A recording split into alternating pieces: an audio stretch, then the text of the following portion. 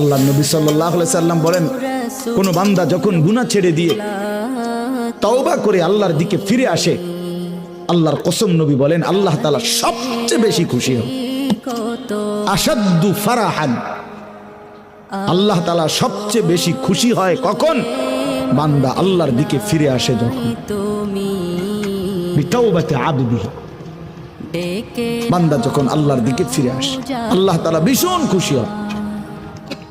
গুনার নাফরমানের জিন্দেগি ছেড়ে দিয়ে আল্লাহর দিকে যখন ফিরে আসে, আল্লাহ তাআলা তখন 7 আসমান সাজিয়ে দেয়। ফেরেশতাদেরকে বলে, আসমান সাজিয়ে দাও, জান্নাত সাজিয়ে দাও।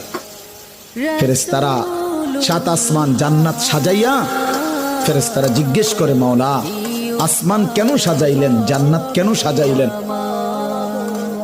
তো আল্লাহ তাআলা বলে, আসলাহাল আবদু মাওলাহু, শোনো, আজ এক গোলাম যে তার মনিবকে ছেড়ে চলে গেছিল অনেক দিন, আজ সেই ভেগে যাওয়া গোলাম তার মনিবের সাথে সম্পর্ক ঠিক করে ফেলছে।